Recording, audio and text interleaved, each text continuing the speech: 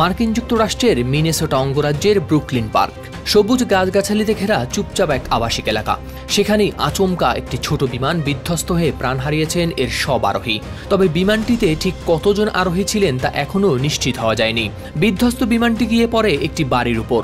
এক প্রতিবেদনে এমনটাই জানিয়েছে ব্রিটিশ সংবাদ মাধ্যম বিবিসি। 29 মার্চ শনিবার দুপুরে ডেস ময়েন্স আন্তর্জাতিক বিমানবন্দর থেকে মিনেসোটার আনোকো কাউন্টি প্লেন বিমানবন্দরের উদ্দেশ্যে রওনা হয়েছিল স্কোটা TBM-7 মডেলের ছোট্ট এই বিমান।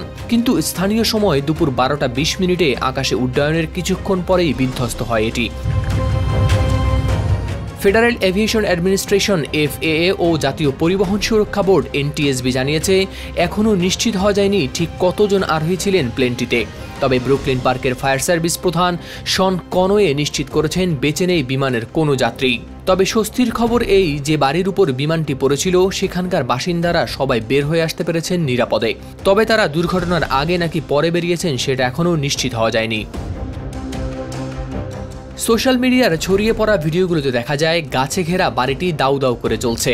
পেছনে ধোয়ার বিশাল কুণ্ডলী। 3 জন দমকল কর্মী হোস পাইপ হাতে আগুন নেভাতে মরিয়া। আশেপাশের বাড়িগুলোও অক্ষত থাকলেও আতঙ্ক ছড়িয়ে পড়ে পুরো এলাকায়। তবে কী কারণে ভেঙে পড়ল বিমানটি তা এখনও জানা যায়নি।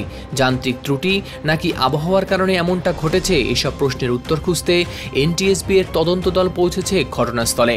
তারা খতিয়ে দেখবেন বিমানের ধ্বংসাবশেষ, আবহাওয়ার তথ্য, ফ্লাইট ট্র্যাকিং ডেটা ও এয়ার ট্রাফিক কন্ট্রোলের রেকর্ড। হাওলাদার শামীম, RTV।